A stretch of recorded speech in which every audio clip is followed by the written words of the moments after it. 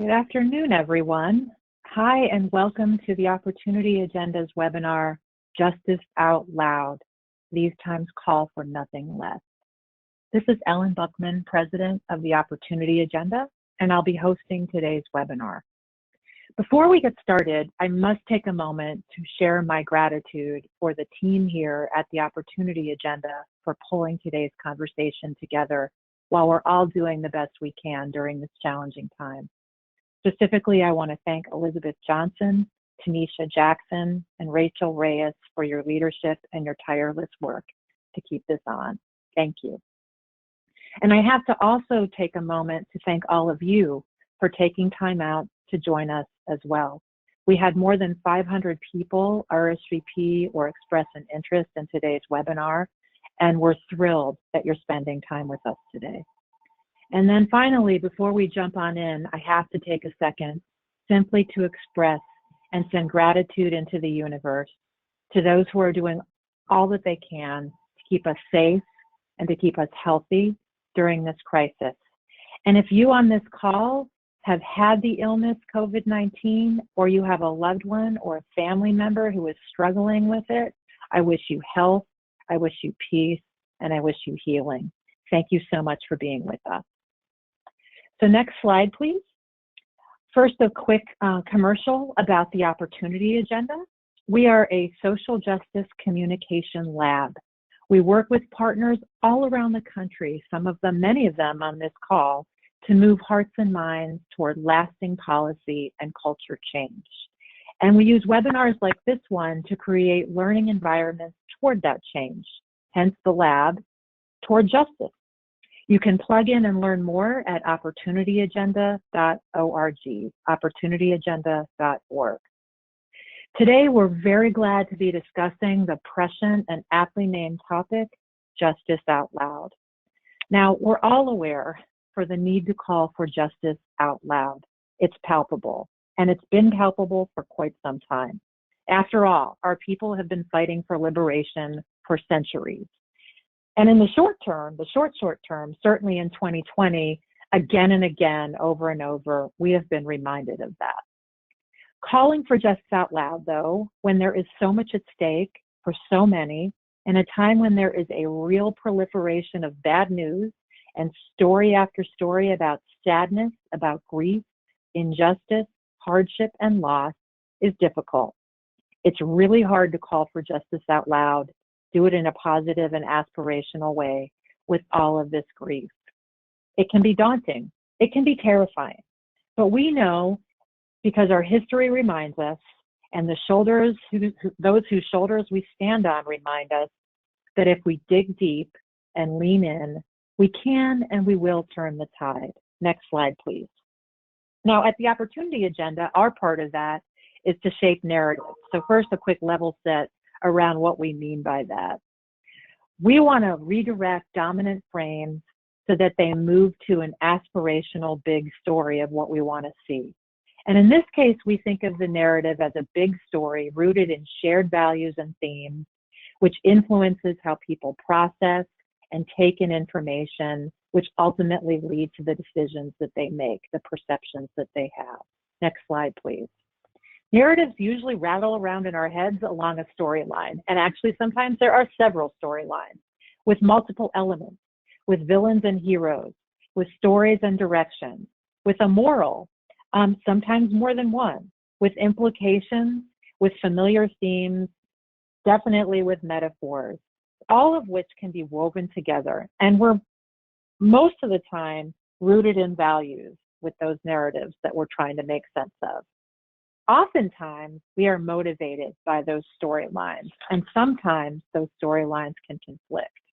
So right now, during a time when the COVID-19 pandemic story is laying bare the systemic failures that are upon us, whether in healthcare, whether in the justice system, whether the story about the worker or who is so-called essential, or whether about something else, we are simultaneously experiencing and holding stories with multiple villains, multiple directions, multiple morals, about sadness and grief, while holding tight to the aspirational values of safety and health, prosperity, and equality.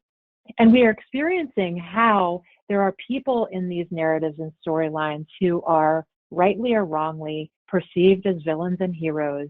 And there are multiple stories that are unfolding on a daily basis, an hourly basis about justice.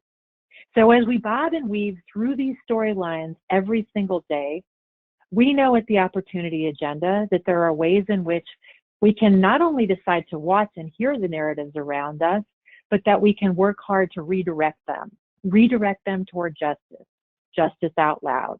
And we know that in community, think about community and the word unity within it, we will find strength in the chaos and kick up a ton of adrenaline and power through. And we know that we will do that. And actually, I would contend that in times of great turbulence and chaos like the one we're in now, there also comes quite a bit of clarity, but only if we are doing our part to make sure that the story we are trying to tell and the justice we are calling for is effectively told and clearly called for. Next slide, please.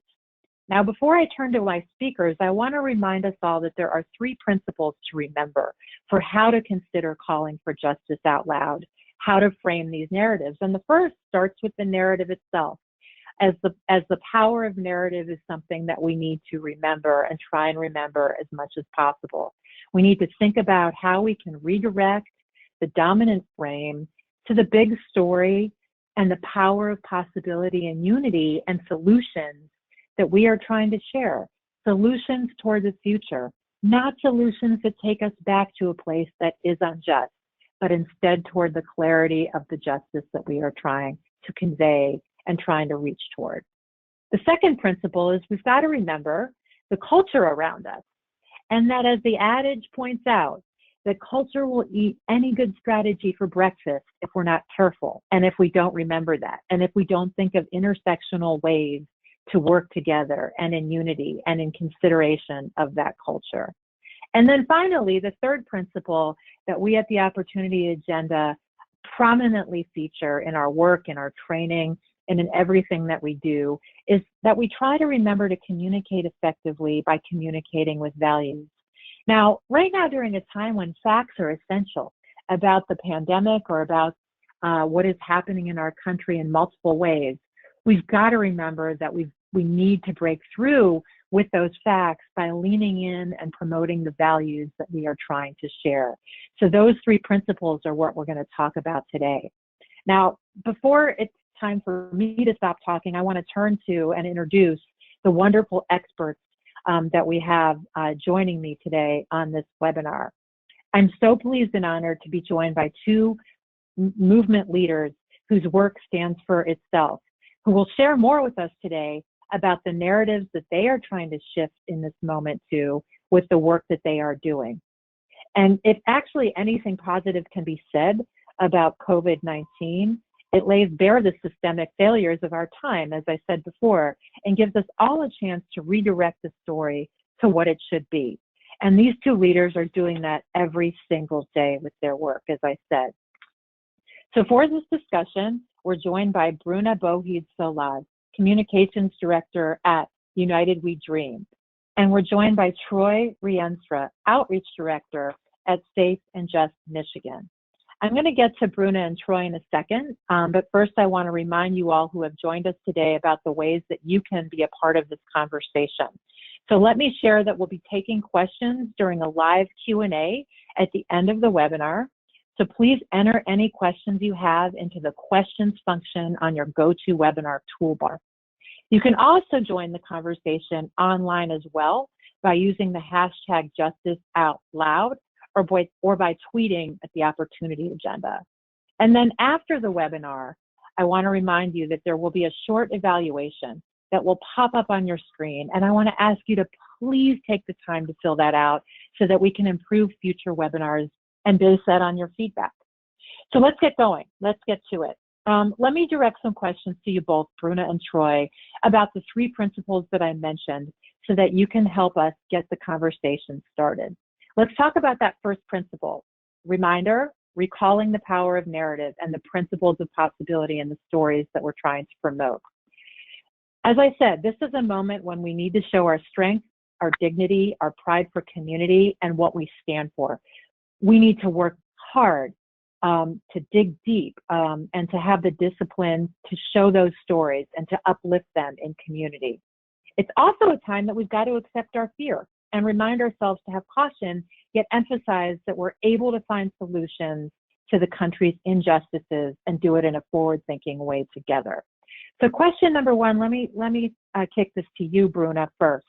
What do you find is the most important frame that you would like to use right now, the most important narrative? And if you could, snap your fingers and replace any frame that you could, what would that frame be that you would replace with that narrative that you're trying to promote? Bruna? Hi, Ellen. Thank you so much, and thank you all for joining.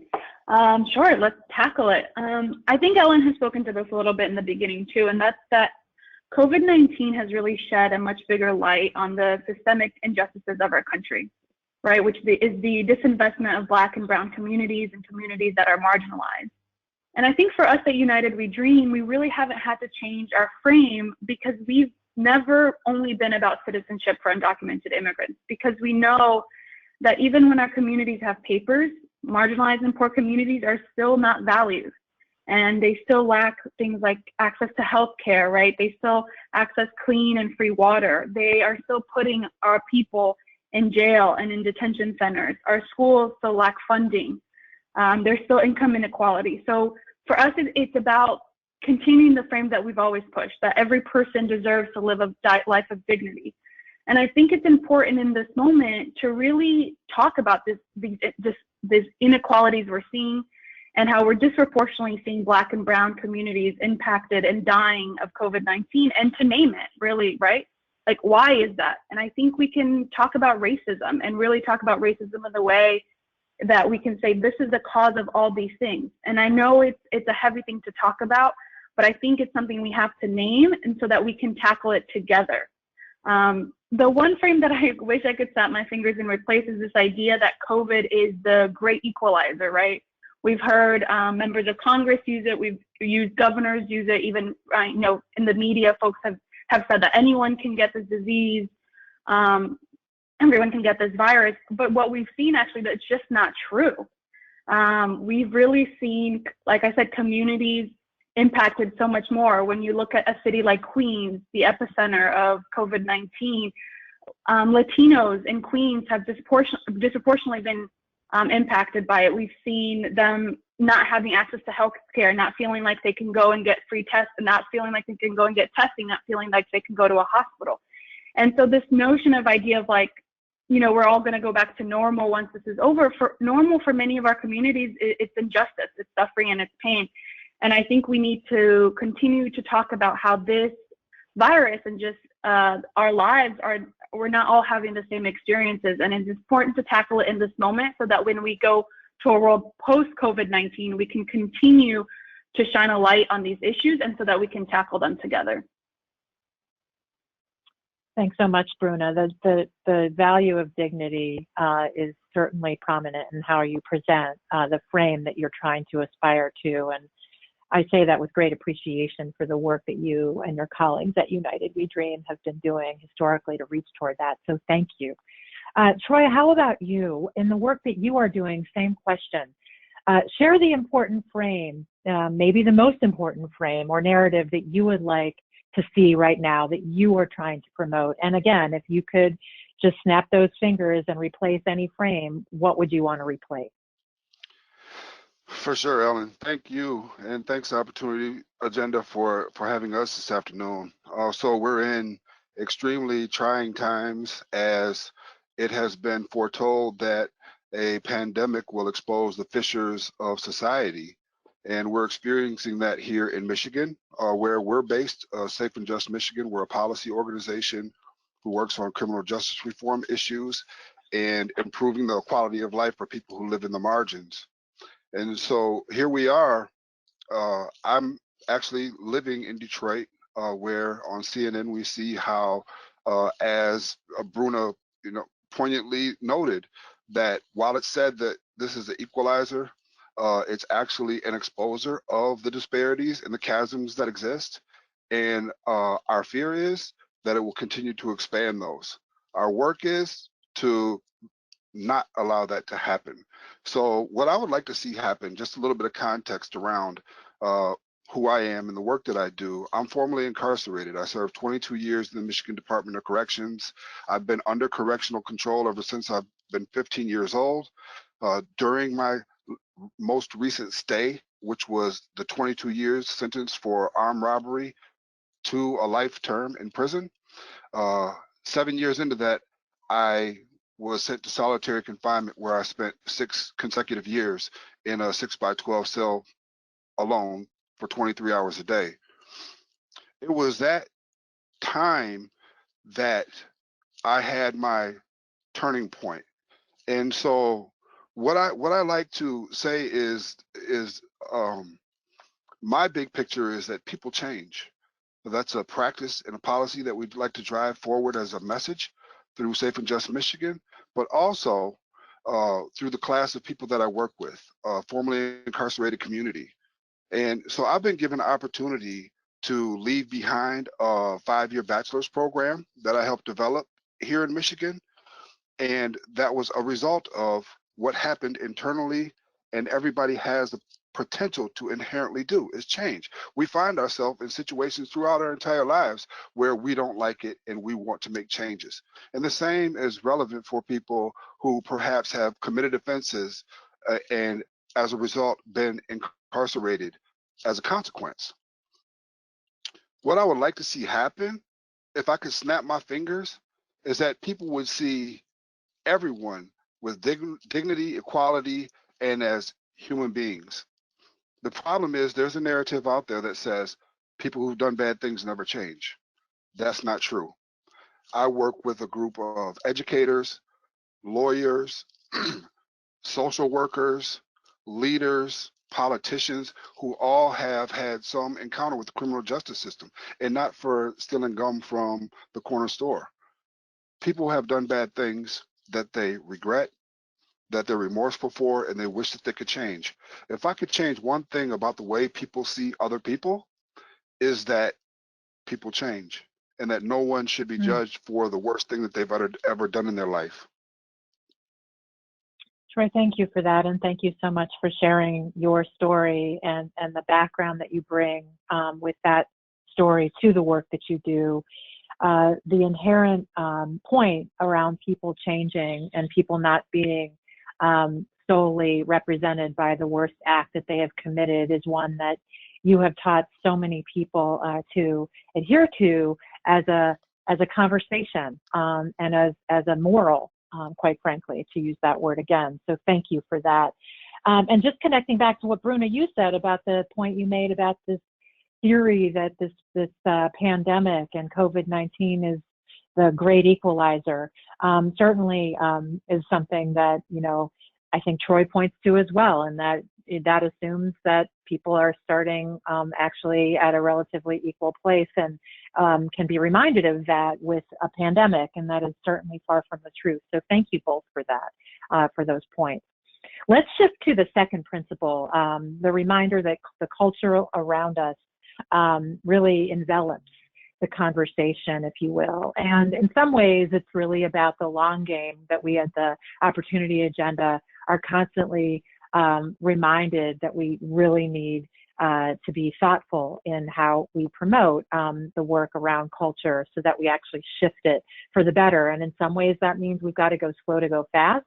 And it also means, as I said before, that we need the most effective and creative ways to have what is an intersectional clarion call for action. And that's particularly during times like this of great chaos and turbulence. And as I said too, there's often the most stark and clear solutions that can be also promoted during periods like this. And they can be found in culture, whether that's pop culture or in other representations of it. So let's turn to you first this time, Troy. What are the ways that you are calling for unity around promoting cultural shifts and in the shifts that you're trying to enact during these turbulent and chaotic times, so that the people that you are working with toward justice are supported? Sure. So I'm going to make a biblical reference here about the walls of Jerusalem what happened after the walls of Jerusalem were torn down. They needed to be repaired, and every person came outside of their home and worked to repair the breach that was in front of their home. And when they were done, they went and worked with their neighbor if they needed help. And so it takes a community to rebuild the things that protect us from the things that do harm. And so what we're doing in Michigan is working to build strong coalitions. We've already been doing it around the issue of clean slate and having people's convictions removed from their record. But now with the crisis that we're in, what I've seen is the advocacy community come together and say, okay, how do we address the issue of homelessness, of housing, of advocating to have people be released from prison so they might receive the care that they need and not die. I'll give you an example of something that's happening, which is real time for us. I'm also a board member, board director for an organization called Nation Outside, all formerly incarcerated. And actually tomorrow we're having a mock funeral outside of our governor's office. We're doing an in-car rally, and we're going to do a funeral procession in front of the governor's office just to raise awareness, the fact that she has the power of life and death in her hand, and she can make an executive decision to release people from within the prison. We have between anywhere from 3,500 to 5,000, depending upon what the criteria is, that could be released from prison right now, who are no risk to the community. And actually, as I said earlier, if given people the opportunity to change, they will perform. I've been given my opportunity, and I know many people, if given the opportunity and the support that they need, they will perform. They will become contributing members of the community, upstanding citizens, and that's what we need. We need people who have the ability to come home and help us work to repair the wall, because the level of suffering and devastation that we're going to experience here as a community, but as a nation as a whole, we need all hands on deck. And some of the hardest workers you'll find are people who've been given a second chance. And so I think that our goal in creating unity is, we're watching it kind of happen organically, is we're tearing down silos to build power, not just power from a political perspective, but power to increase the economic status of our communities, to remove some of these racial inequities, the disparities that are come across clear as the have and have-nots. And so as an organization, we're working to build those relationships. Today, we actually just did a presentation. Our executive director, John Cooper, hosted a conversation with some of the leading experts in the country on commutations. That's been made available to everybody, because the last thing we want to see is our prisons turn into places where people don't recover from. Thank you so much, Troy. Good luck with that action tomorrow and raising cultural awareness about the power of the governor in this life and death situation. Let me turn to you, Bruna. What do you think about when you think about culture and how unity together can identify ways toward justice? What in the work that you are doing is addressing that? Sure. Well, one of the big principles that we've always had at United We Dream is that the people directly impacted, the people closest to the pain, are at the forefront. And so because we believe that all of our storytelling is all based on the people that are directly impacted. So on some of the pictures I shared are folks directly in detention facilities right now that are demanding to be released. So we've been able to work with families to get those videos and to get pictures of what life is like inside these detention centers and these prisons. And we're putting that out there in the public so that folks can see, allies can see, like, look what is happening inside these detention facilities and these prisons.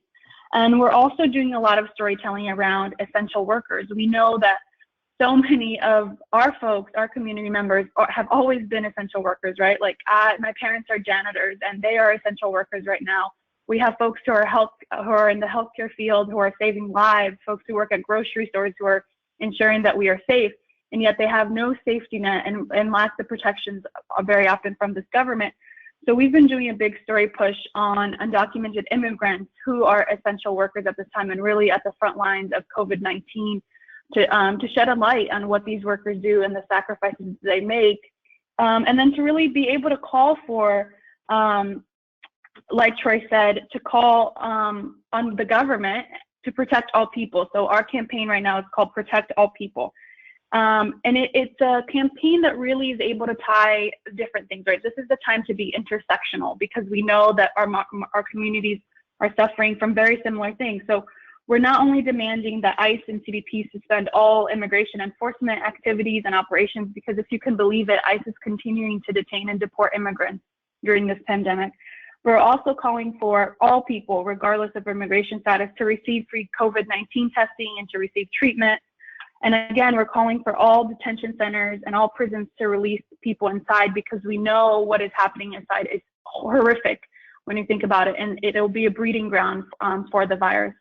I'll also share our work with DACA. I'm sure as a lot of you know, we're waiting for a decision from the Supreme Court. I myself am a DACA recipient. I'm undocumented and unafraid. I was born in Brazil and grew up in Florida.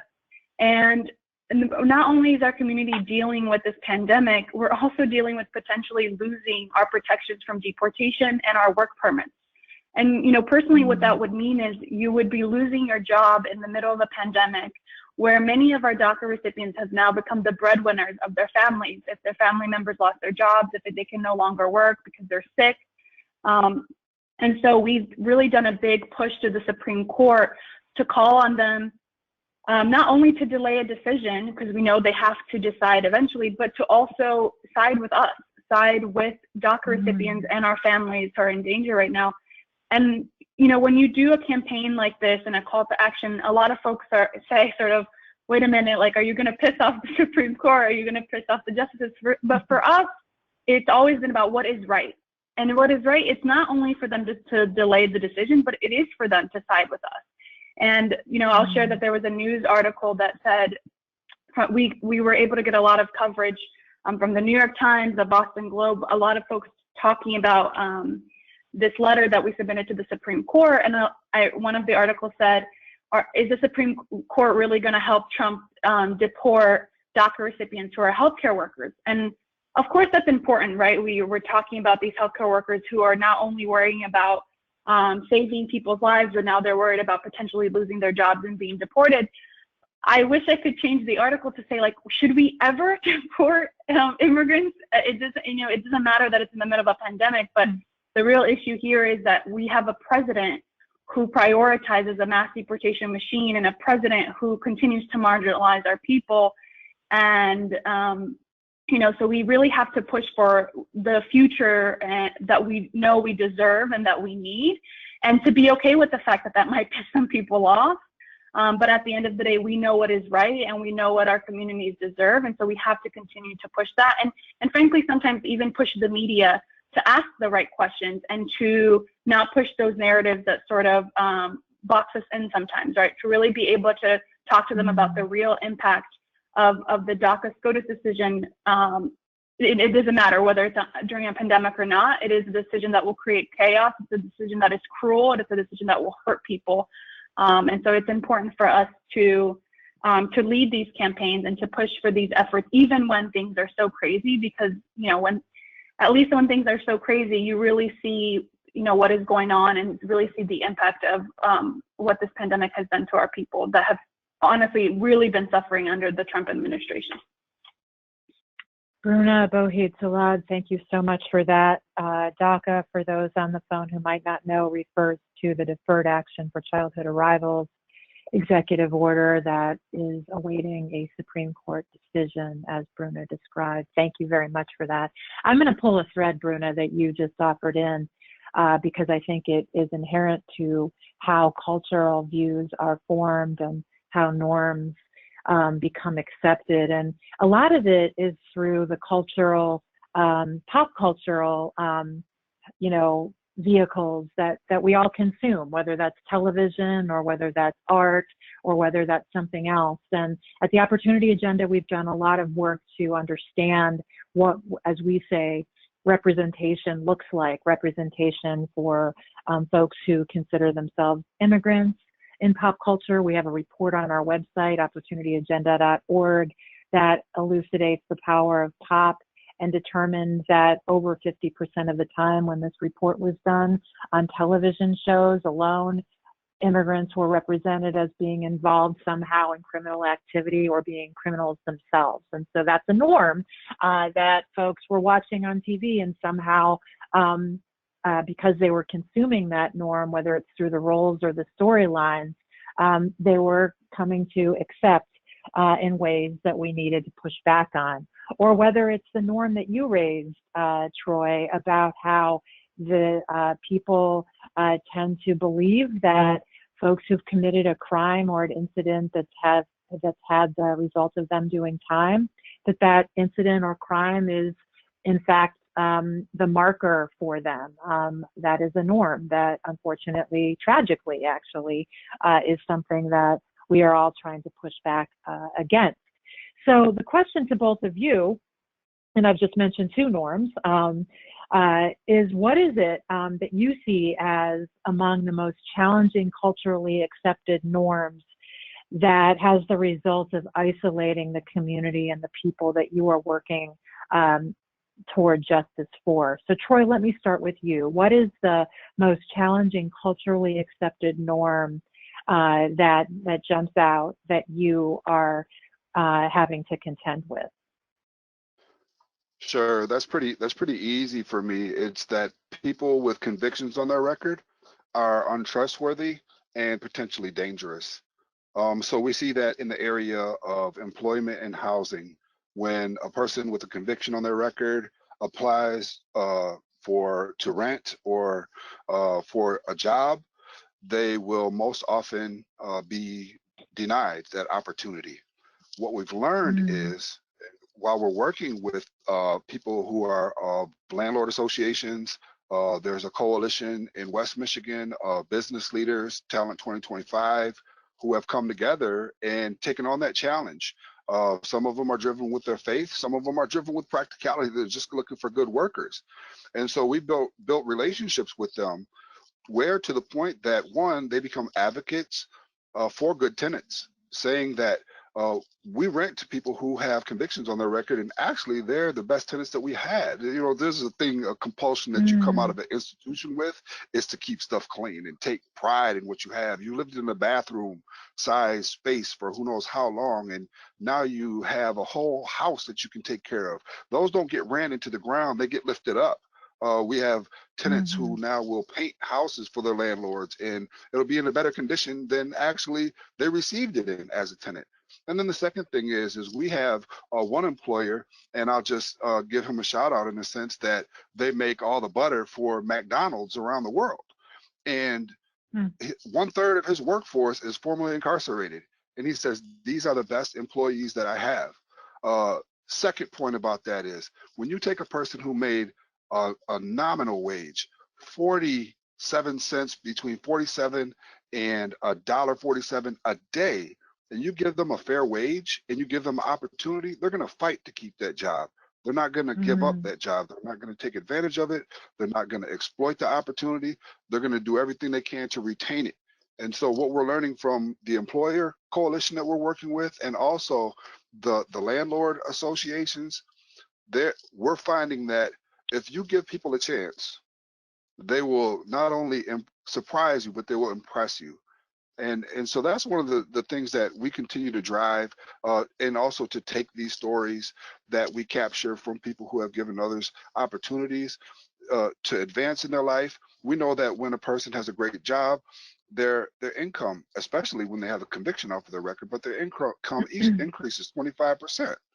So we are working to continue to build coalitions in that sense, who will take away that stigma that says people with convictions are untrustworthy and they're dangerous.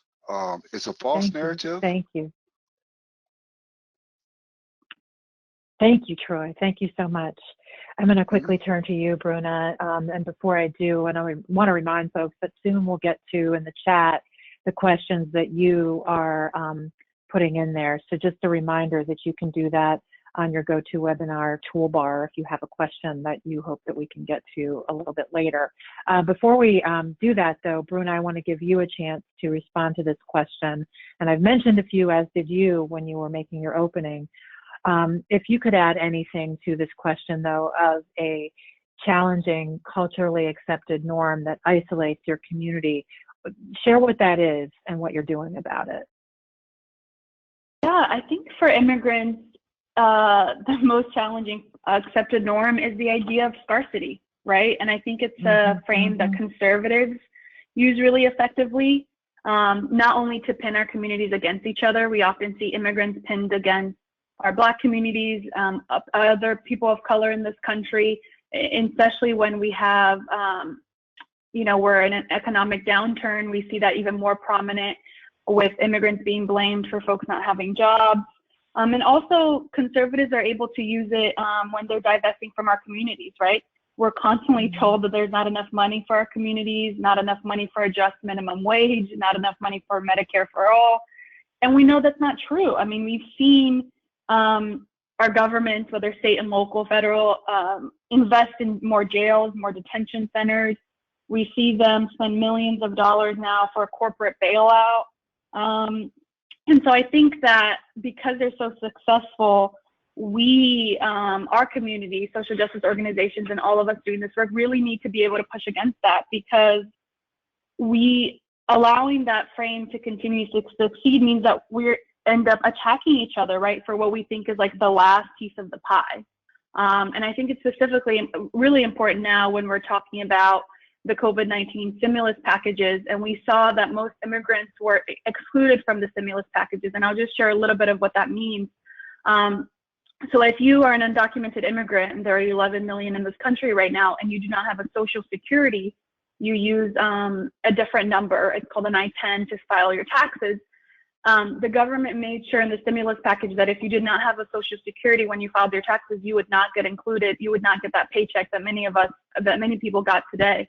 And so if you're a mixed status family, let's say you're an undocumented mother and your child's a U.S. citizen, and you should be getting some help, some financial help right now in this moment, even though your child is a U.S. citizen and you are not getting any of that check. And so that means that millions of American families were impacted by this. And even Trump was asked about it during one of his press conferences, and he said, well, that's just so unfortunate. Like, there's really not much we can do. They decided to come here that way. And it was just, I mean, it's not surprising, but honestly, it's really hard to watch the President of the United States really say he does not care about the 11 million people, does not care whether they live, whether they die, whether they have their support. But again, I think it's because they have been so successful in being able to say, well, we just don't have enough money for that. We just can't afford to do that, when we know they can. And so at United We Dream, we've really also pushed the idea of divesting from things like detention and jails, divesting from ICE and CBP, which are these agencies that their sole goal is to detain, deport, and even kill immigrants and people of color, and really investing in our community. What would it look like to take money from these agencies and give it to the department, to education and to healthcare and to these other things that we know are so critical in the moment that we're in right now. Thank you. Thank you, Bruna. Thank you so much for that. And thanks for addressing this question of immigrant and customs enforcement, or ICE, as you referred, this point about how the challenge of a culturally accepted norm leads to action, and making that connection is really, really important and critical. I'm going to ask us to pivot now to the last principle, and we can popcorn this a little bit because I do want to save some time at the end to get to the questions that I think are stacking up now in the queue. And just ask you, though, both to first talk about values. As I said, at the Opportunity Agenda, we talk about and we train folks to use, and our tools on opportunityagenda.org are rooted in how we make sure to pronounce, and as our colleagues say, enunciate the values that we're trying to reach toward, that we're trying to be, and that we're trying to see, whether that's in government or in policy solutions, or whether that's in cultural norms or in something else. And so we use a formula that you both are aware of that we call VPSA as a way to make that communication as effective as possible. That acronym, V, stands for value, P stands for problem, S stands for solution, and A stands for action, is how we try and encourage folks to formulate what they're trying to communicate. And so always we're working with people to make sure that they are identifying, as I said, the values that they want to pronounce. Particularly in times like these when it feels like we can be swallowed up by the chaos or by the terrible news. It's so important that we are uplifting the values that we are trying again to reach to. So Bruna, let's start with you this time. Popcorn for me, if you will. And you've already done this a bit, so you can repeat some of the things that you've said. What are the main values that you are promoting in your work as much as possible? Sure, and I'll keep it really simple because I have shared before. I think for us, the value right now is that every person, regardless of immigration status, deserves to live a life of dignity and to feel safe and protected during this pandemic. And it's something that we will keep repeating, but that it's worth repeating 100 times because, like I said, it's quite simple, but I think it needs to be heard and said. Beautiful. Thank you. How about you, Troy? What does that V stand for you? For me and the people that I work with, our value is that there's an inherent potential for good, an amazing purpose for every person who exists. And our goal is to draw that out of people, to create those opportunities where they can experience that. So there's an inherent potential for good, an amazing purpose for every person who was ever created. Thank you. Thank you, Troy. And then just quickly, capping off that VPSA, what does that A stand for? What is the action that all these people on this webinar should take toward that value that you just pronounced? Bruna, why don't you start? Sure. Well, I just want to say that I think it's so important to have allies in this moment and for folks who are seeing these injustices to be able to take action. And I know many of us are stuck at home right now, but I hope most of us have a cell phone. And so if you do, you could text all people. So it's all people to 877-877. And we're doing the campaign, like I said, the Protect All People campaign, so folks can take action at home. They can sign a petition, which is quite simple. They can make calls to their governors to ensure that their governors are including all people, regardless of immigration status, in their financial safety nets. If they are ensuring that folks can get free testing for COVID. And also to make calls to ICE and CBP and to demand that they release all people from immigration detention. So those are the really three big asks right now. And so I shared the text in because I know that's usually easier for a lot of folks. But like I said, signing petitions, making calls, donating to funds that are supporting undocumented immigrants who weren't included in the stimulus packages. All of those things are really important and critical in this moment. And it just takes a few minutes every day, a couple calls, and that will make a big difference in ensuring that we're calling on our elected officials to do the right thing. Great. And Troy, how about you? I realize that you are focused on Michigan campaigns for the most part, but you are right now on a webinar with hundreds of people from around the country. What does that A stand for you to impart to them? What is that action that you want them to take on? Yeah, we're advocates and we're always about that action.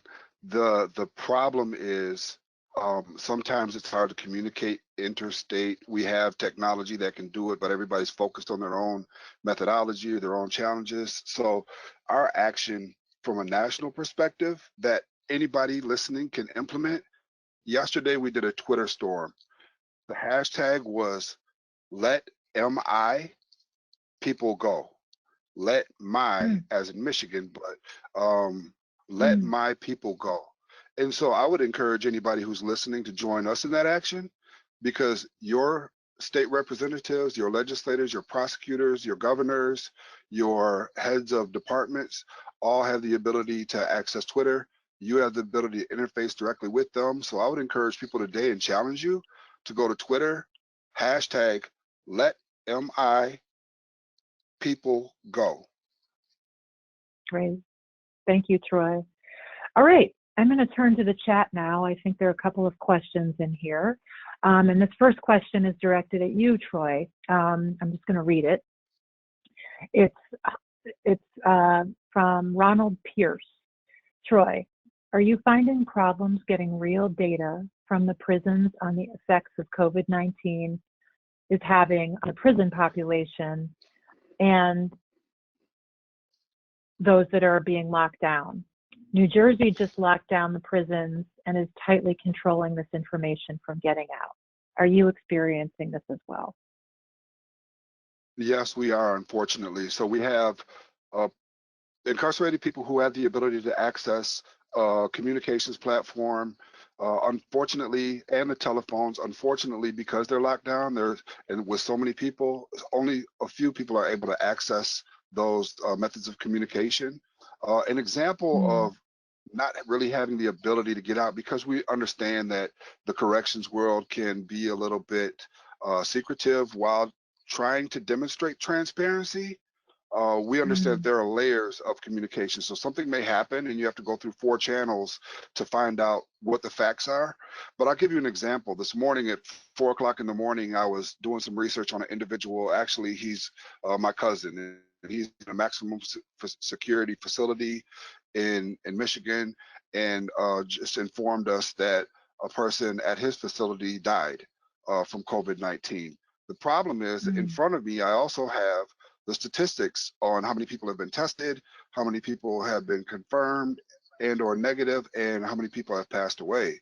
So in Michigan, we currently, as of 2 days ago, we have 416 confirmed. We have 10 people who are incarcerated who have passed away, but the individual who my cousin shared with me is not on that list. It's not reflected. So there's a delay in the data, but we're fortunate. I don't want to be overly critical of the Michigan Department of Corrections, because they're giving daily updates through these same platforms to people who are incarcerated. One, I believe, to keep a certain level of calm, but two, to give them some type of information, because we know that without information, people become concerned, anxious, if they don't feel like they're being included, and then they may push back. But I just want to point out this one thing. Prison is a microcosm of society. The challenge is, as we saw in Washington with the nursing homes and the adult care, is how fast it went through there. So in Michigan, what we have is we have almost 700 people who've been tested, and 416 of those who came back positive. And so if you look at that number, we're talking about 2/3 of the population who are being impacted. And if we were to go across the board with that, that's a far greater significant number than we're experiencing out here in society if people were being tested. So we're really concerned about what that's going to look like with those many people being impacted by this virus. Thank you, Troy, for that, and thank you for responding to that question, and thank you for the question about data being at the root of solutions, and that is absolutely something that we should all consider as part of the actions that we are calling for. So thank you both so much for that. Bruna, it was just shared with me that someone would like you to repeat the text that you asked folks to take in your action. So if you could do that, and then I also have a question that I'm going to direct at you. Let me give you a chance to repeat the text, and then I will read you the question. Sure. So it's all people, ALL, people, PEOPLE, to 877-877. And like I said, when you text that in, then you'll get information about getting connected to the work we're doing. Great. Thank you. So this question you could probably both respond to, but Bruna, I'm going to direct this to you, and the participant's name, I really hope I don't mispronounce too badly, who put this in the chat, is Rika Radhakrishnan, and she asks, how do you approach narratives when you can't fully tell the particular stories of people impacted by an issue because it could negatively affect them, i.e. they can't talk to the media, can only tell their story with vague description instead of specific details? Bruna, do you have some advice for Rika? Sure, yeah, and we definitely see this often, right? We know that there's many DACA recipients who are out of the shadow, but that's because they have the protection of DACA. And many of our family members, I'll share personally, my parents are undocumented, but they're not out of the shadows because they fear losing their jobs, especially in this moment. So I think there's different approaches. When working with the media, you can definitely work with reporters to use pseudonyms, if it's an interview where they need to like cover their face, like blur the face or things like that, We have done things like that before. I know just recently one of our DACA recipients who did an interview, she shared pictures of her graduation. It was a story about DACA and COVID-19, and they were able to blur out her parents' faces in the pictures. So there's definitely ways to work with reporters and ensure that the reporter you're working with also cares about protecting the story and the immigrants if they're undocumented. I think in terms of like digital, we definitely do things. Audio is something we've done before instead of like videos or pictures. We've done a call for folks to call in and share their stories via audio.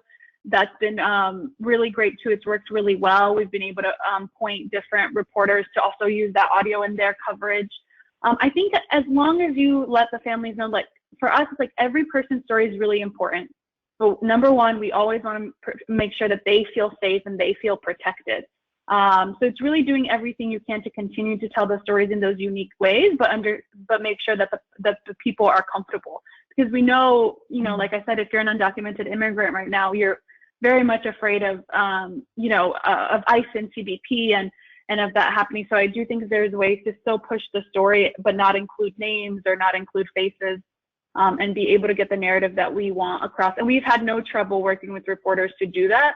And I think if it's something, if they're pushing back and saying no, then that's not the right reporter to tell the story. But I think also being really creative for your own organization on how to tell the stories. Thank you. Thank you for that. This next question is directed, I think, mainly to you, Bruna, but I'm going to expand the spirit of it because I think it could apply to you both. And I don't believe this person's name is in here now, but thank you so much for the question. It says, in working with undocumented children as a therapist, I have seen amazing resilience, but also incredible trauma. Often these children may not have health insurance, which can make it difficult to get mental health services. Are you aware of resources available to support the mental health needs of children and families? I'm going to direct that to you, Bruna, but I'm also going to ask you, Troy, to respond to this as well, because I know that you are experienced as an advocate in working in the juvenile justice context and probably have encountered some similar challenges with young people and making sure that they have the support that they need to obtain mental health services. So I'll give you a chance to respond after Bruna. Bruna, why don't you start? Yeah, I'll be really quickly. Yes, we do have some resources online in terms of healthcare and mental health services. I'll also share that we have a program called UndocuHealth, which is targeted. It's undocumented people sharing practices with for other undocumented people. We know that things like therapy are expensive. We know many of our communities don't have healthcare. So yes, it's extremely important. And maybe Ellen, after this, I can share some of the links because it's not something I could probably read out loud right now. But I think those resources are really important. And I think during this time, it's especially important that our people get the help that they need. Our people have experienced trauma their whole lives, and we need to prioritize our people's mental health. Thank you so much. And the questioner now, the name pops up, is Enid Gaddis. Enid, thank you so much for this really important question. Troy, let me give you a chance to respond. I'm wondering if there's anything that you can share with respect to protecting through services, the mental health and advancing opportunities for young people to get what they need in this area. Are there any resources that come to mind? Sure, thank you. One of the things that I know through my work and my life experience is that no one wakes up in the morning and says they're going to go and do something and commit harm to another person without having seen, heard, or experienced it first themselves. So anyone who's living in a jail or a prison has experienced trauma at some point in time. They've probably been through the juvenile system. And so one thing that we want to see happen is for people who are young, have their trauma addressed before it becomes a behavior that they start to demonstrate as something that's acceptable. So let's go from a national perspective, and I'll just give Taraji P. Henson a shout out. She was supposed to be in Detroit the end of this month on the 30th, and I just saw on TV today that she started an initiative where she's giving free trauma counseling to young people. Now, I don't have the actual site, and I may have it by the time we're done. I'm trying to look it up so I can quote it, but there's a line that a person could call from anywhere within the country and receive up to 5 therapy sessions through her foundation. So I think that's something that's accessible to everyone right now. Mhm.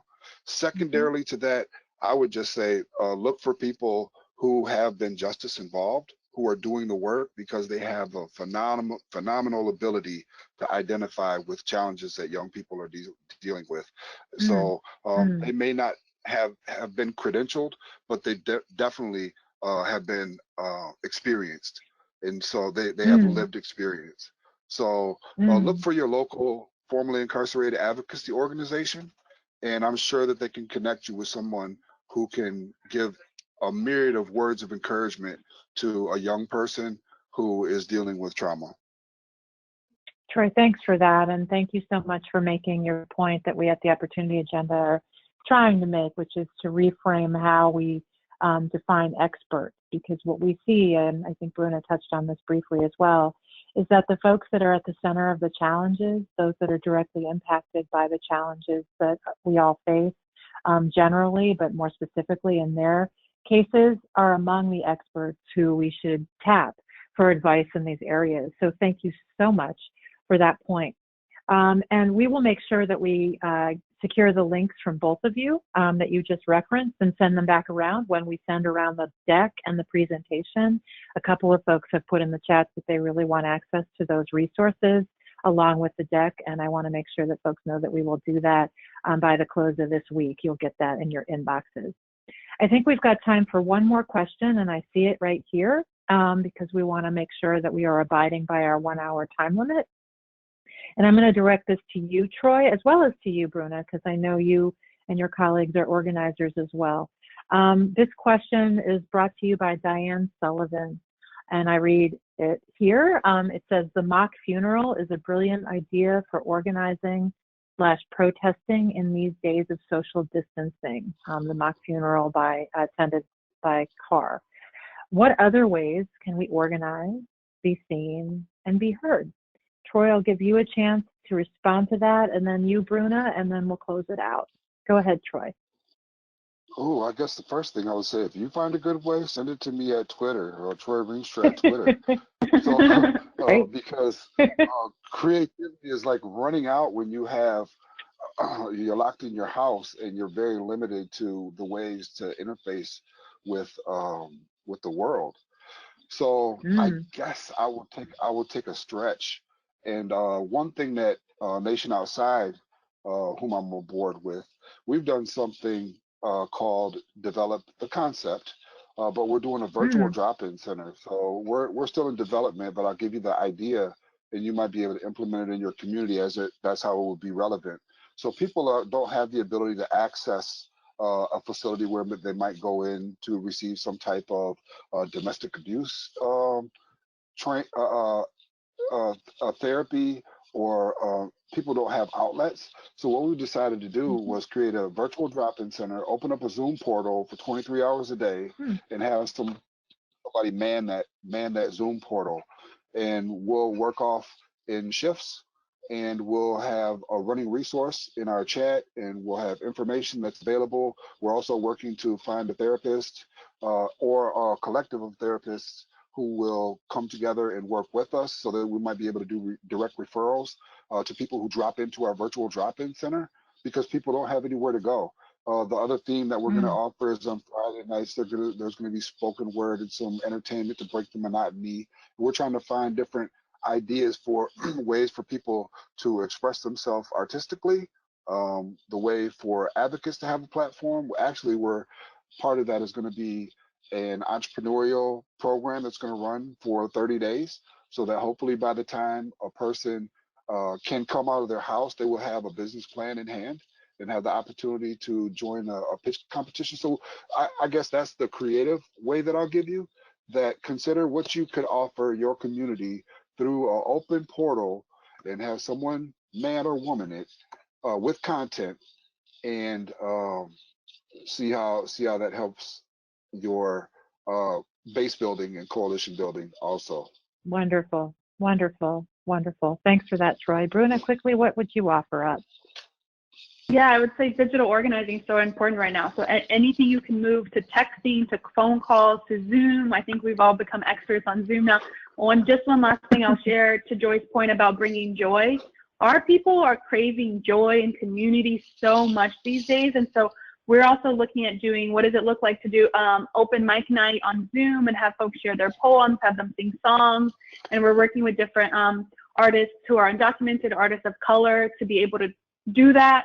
And to really share space and share community and be able to just find a little bit of light in this really scary time. I think that's really, really important. I know we need to take action in this moment, but finding those opportunities to bring a little joy to our people is really, really important. And I hope you can find ways to do that online too.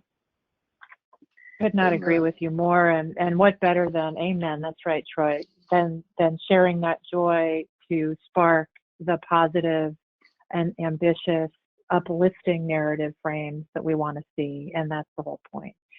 So the last thing that I'll say that's in the chat that is being requested of both of you, and we don't have to talk about this now, but I'm just going to encourage you to forward these to us so that we can share them, are any petitions and letters that can be shared with elected officials, specifically addressing the release of folks by ICE and those who are in prison. So any samples that you can share, and I know you both have certainly created these and are using them, we would be happy to circulate those when we share the deck and when we share this presentation.